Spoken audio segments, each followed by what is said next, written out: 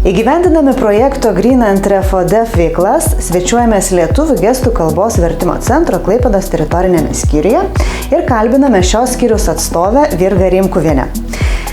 Ir labai svarbu paminėti, kad šito projekto įgyvendintojams ypač aktualu yra asmenų turinčių klausos negalią integravimas į darbo rinką, beigi žaliojo kurso bei tvarumo filosofija įvairiose organizacijose. Supažindykite, prašau, trumpai su organizacijos, kuriai atstovaujate veikla. Tai Lietuvių gestų kalbos vertimo centras teikia lietuvių gestų kalbos vertimo paslaugas klausos negalią turintiems asmenims.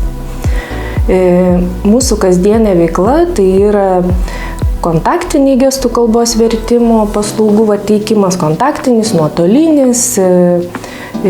Gestų kalbos vertėjai vyksta į įstaigas, teikia vertimo paslaugas tiek nuotoliu, taip pat tinklalapių pritaikymą. Šiuo metu irgi teikiam tokią paslaugą, kad įstaiga gali užsisakyti, mes filmuojamės ir siunčiam video, kur tinklalapiai būna pritaikyti gestų kalba, kad būtų kuo didesnis informacijos prieinamumas klausos negalią turintiem asmenim. Ar jūsų atstovaujama organizacija sudaro sąlygas integruotis į darbo rinką asmenims turintiems klausos negalią? Klausos negalią turintys asmenys yra tikrai labai svarbus mūsų įstaigai dėl to, kad jie yra patys gestakalbiai ir mes turim savo įstaigos dirbančius gestų kalbos vertėjus, konsultantus, būtent klausos negalią turinčius, ir tie konsultantai padeda būtent dirbti gestų kalbos vertėjams. Jie yra gestakalbiai ir gestų kalbos vertėjams labai palengvina būtent jų darbą gestų kalbos paaiškinimo, kvalifikacijos kėlimo ir tikrai yra labai dideli pagalbininkai mūsų kasdieniam darbe. Kiek asmenų turinčių klausos negalią dirba jūsų atstovaujamoje organizacijoje?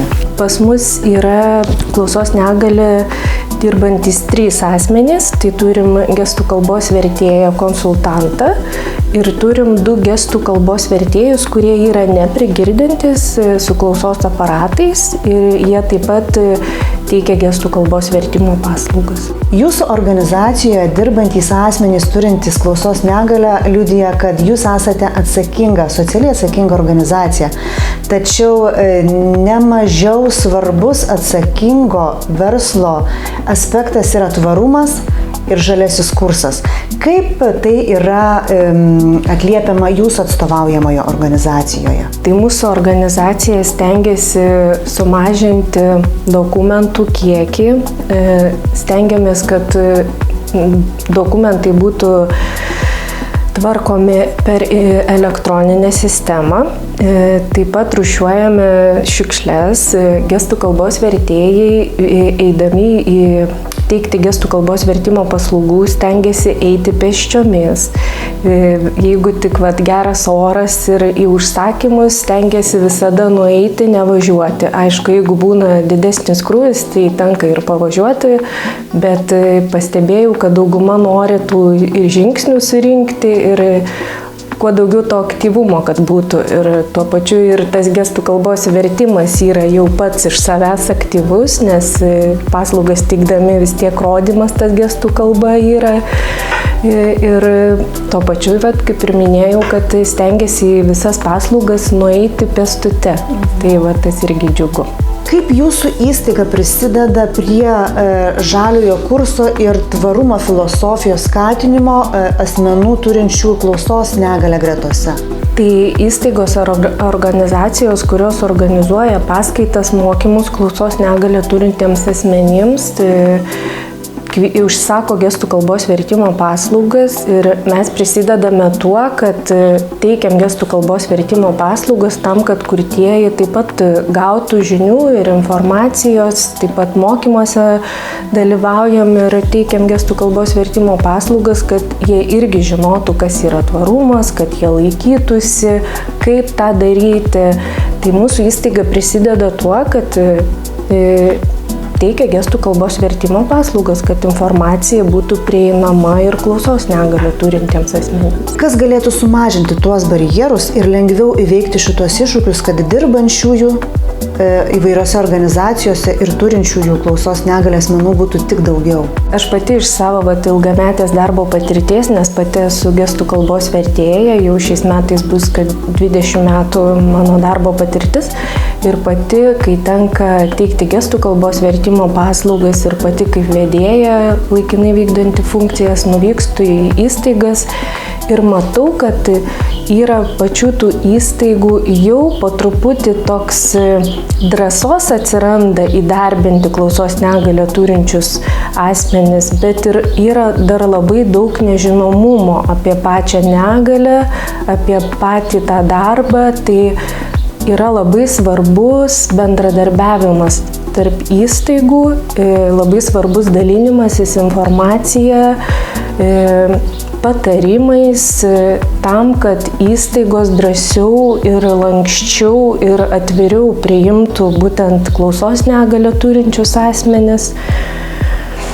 Ir taip pat labai svarbu, nes ne visos įstaigos gali priimti nekvalifikuotus darbuotojus, tai mūsų įstaigai reikalingi kvalifikuoti darbuotojai, tai labai svarbus yra švietimas pačių kurčiųjų ir švietimo įstaigų galimybės suteiktos tam, kad kurtieji taip pat galėtų studijuoti, kad turėtų išsilavinimą, tada jie galėtų dirbti kvalifikuotą darbą ir tikrai jie yra labai naudingi ir vertingi darbuotojai. Tai būtų mano tokie pastebėjimai. Jūsų atstovaujama organizacija išties daro labai prasmingą darbą. Ir tikriausiai iššūkių kyla.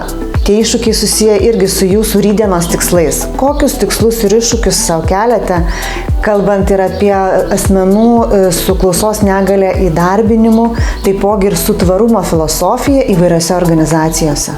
Gestų kalbos vertėjo profesija, kaip bebūtų šiai dienai, nėra dar taip labai patraukli, tai būtų tokia viltis, kad kuo daugiau būtų norinčių studijuoti šią profesiją, nes šiai dienai trūksta gestų kalbos vertėjų ir trūksta gestų kalbos vertėjų konsultantų, o konsultantai yra patys geriausi būtent klausos negalią turintys asmenys, tai norėtųsi, kad būtų daugiau norinčių irgi dirbti tą darbą ir kad būtų galimybių ir tikrai tas rytojus būtų šviesesnis ir darbas būtų dar daug geresnis ir kokybiškesnis, jeigu mūsų būtų daugiau, nes šiai dienai mūsų trūksta. Su kokiais iššūkiais susiduria asmenys turintys klausos negalią ir bandantys integruotis darbo rinkoje? Didžiausias barjeras yra komunikacija. Visi girdintieji tiesiog išsigąsta, pasimeta, nežino kaip bendrauti, ką daryti.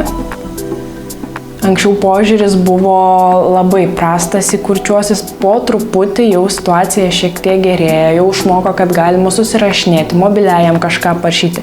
Aišku, todėl kad ne visi kurtieji supranta iš lūpų. Yra kas, pavyzdžiui, iš kurčiųjų sugeba kažkiek kalbėti, yra neprigirdinčių, kur šiek tiek girdi, todėl gali kažką pasakyti.